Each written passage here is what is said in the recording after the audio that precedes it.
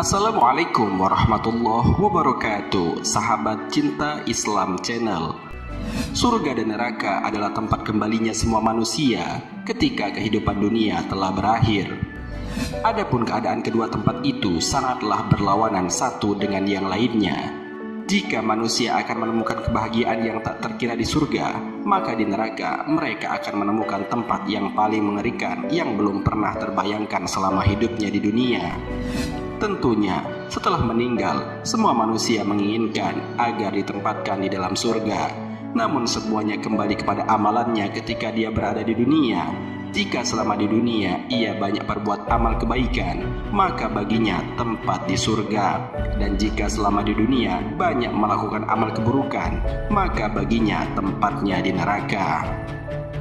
Agar terhindar dari neraka, ada banyak hal yang sudah Nabi Muhammad SAW sampaikan kepada kita. Di antaranya sebuah kisah di mana Nabi Muhammad SAW berdialog langsung kepada iblis tentang siapakah teman yang akan menemaninya kelak di neraka.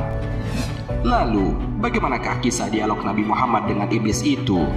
Dan siapakah teman-teman iblis kelak di dalam neraka? Mau tahu jawabannya? Simak terus videonya dengan menontonnya hingga akhir. Sebelum lanjut, bagi kalian yang belum subscribe, silahkan untuk menekan tombol subscribe terlebih dahulu. Aktifkan lonceng notifikasinya. Bagikan video ini kepada teman-teman kalian agar semakin banyak orang yang mendapatkan manfaat dari channel ini. Sahabat cinta Islam Channel, dalam sebuah riwayat Imam Bukhari diceritakan, suatu ketika Rasulullah SAW sedang duduk. Kemudian Rasulullah SAW didatangi seseorang. Kemudian Rasulullah bertanya kepadanya, "Siapakah Anda?" Tanya Rasulullah SAW. "Saya adalah iblis," jawabnya. Rasulullah bertanya lagi, "Apa maksud kedatangannya?" Iblis menceritakan bahwa kedatangannya atas izin Allah untuk menjawab semua pertanyaan dari Rasulullah SAW. Lalu kesempatan itu pun digunakan oleh Rasulullah SAW untuk menanyakan beberapa hal. Salah satunya mengenai teman-teman iblis dari umat Muhammad yang akan menemaninya di neraka nanti. Lalu iblis menjawab bahwa temannya di neraka nanti ada 10 kelompok. Pertama, hakim yang curang.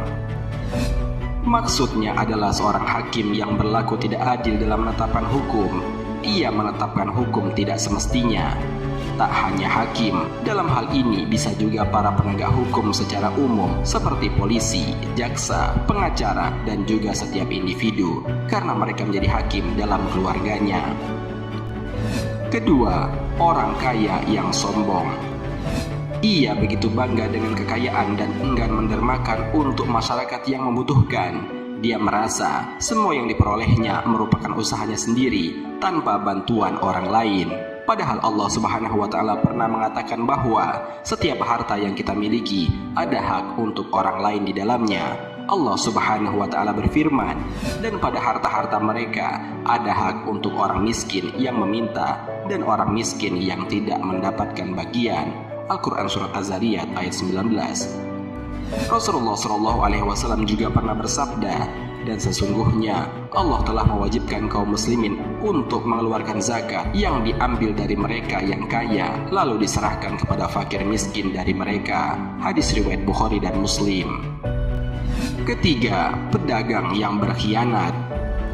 Maksud dari pedagang yang berkhianat adalah ia melakukan penipuan baik dalam hal kualitas barang yang diperdagangkan maupun mengurangi timbangan. Bila membeli sesuatu, ia selalu meminta tambahan, namun saat menjualnya, ia melakukan kecurangan dengan menguranginya. Di samping itu, ia juga menimbun barang, membeli di saat murah dan menjualnya di saat harga melambung tinggi. Dengan begitu, ia memperoleh untung besar. Demikian juga dengan pengerjaan proyek tertentu, ia membeli barang dengan kualitas rendah untuk meraih keuntungan berlipat. Rasulullah SAW pernah mewanti-wanti orang yang melakukan tindakan seperti ini sebagai orang yang tidak diakui sebagai umatnya kelak di hari kiamat. Sebagaimana sabdanya, Rasulullah SAW berjalan melewati pedagang makanan. Tiba-tiba Rasulullah SAW memasukkan tangannya ke dalam tumpukan makanan tersebut dan beliau mendapatkan tangannya basah. Maka Rasulullah bertanya, "Apakah ini wahai pemilik makanan?" Pemilik makanan menjawab, "Makanan itu terkena hujan ya Rasulullah." Lalu Rasulullah berkata, "Mengapa tidak engkau letakkan makanan yang basah ini di atas agar orang-orang dapat melihatnya? Barang siapa yang menipu bukanlah termasuk golonganku." Hadis riwayat Muslim. Keempat, orang yang meminum khamar. Minuman apapun yang memabukkan, ia termasuk khamar, misalnya arak, wine, whisky, atau minuman yang sejenisnya. Dalam sebuah riwayat disebutkan, peminum khamar, pemabuk, termasuk ke dalam salah satu perbuatan syaitan. Allah Subhanahu wa Ta'ala berfirman, "Hai orang-orang yang beriman, sesungguhnya meminum khamar, berjudi, berkorban untuk berhala, mengundi nasib dengan anak panah adalah perbuatan keji dan termasuk perbuatan setan. Maka jauhilah perbuatan-perbuatan itu agar kamu mendapat keberuntungan." Al-Quran Surat Al-Ma'idah ayat 90. Dalam ayat lainnya Allah Subhanahu wa Ta'ala berfirman, "Mereka bertanya kepadamu tentang khamar dan judi. Katakanlah, pada keduanya itu terdapat dosa besar dan beberapa manfaat bagi manusia, tetapi dosa keduanya lebih besar dari manfaatnya." Al-Quran Surat Al-Baqarah ayat 219.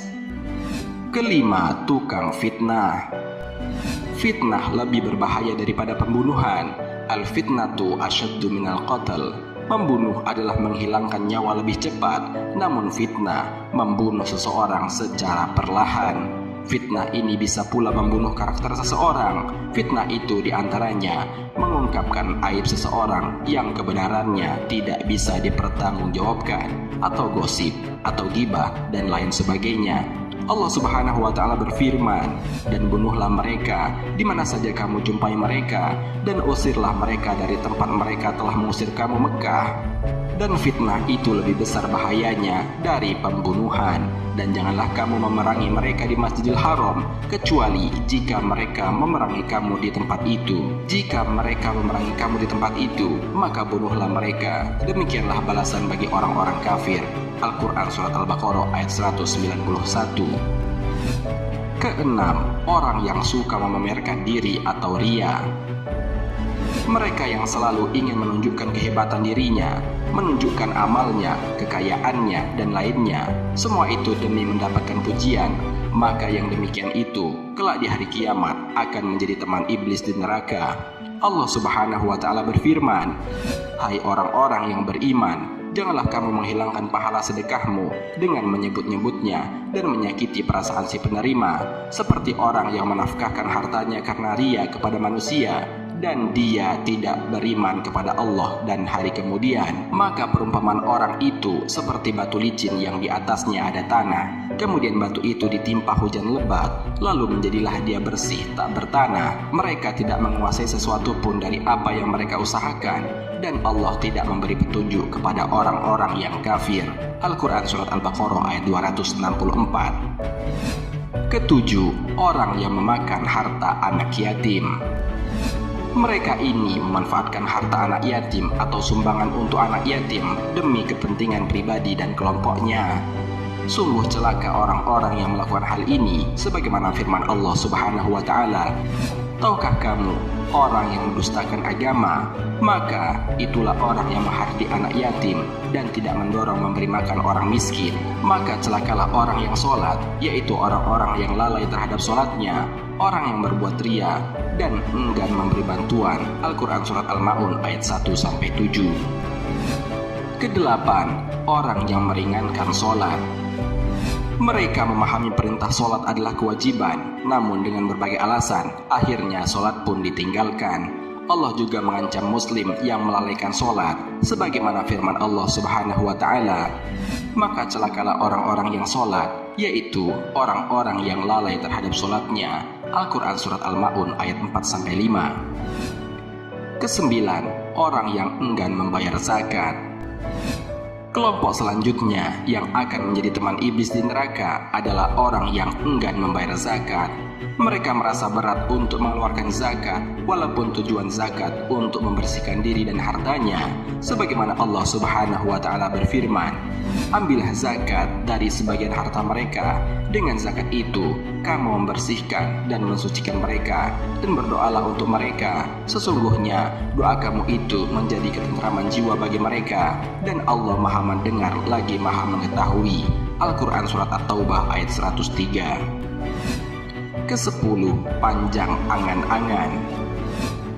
Orang yang akan menjadi teman iblis kelak di neraka adalah orang yang panjang angan-angan. Mereka enggan berbuat, namun selalu menginginkan sesuatu. Ia hanya bisa berandai-andai, tapi tak pernah melakukan hal itu. Allah Subhanahu wa Ta'ala berfirman, "Orang-orang munafik, merekalah yang mengatakan kepada saudara-saudaranya, dan mereka tidak turut pergi berperang. Andaikan mereka mengikuti kita, tentulah mereka tidak terbunuh. Katakanlah, tolaklah kematian itu dari dirimu jika kamu orang-orang yang benar." Al-Quran Surat Ali Imran ayat 168.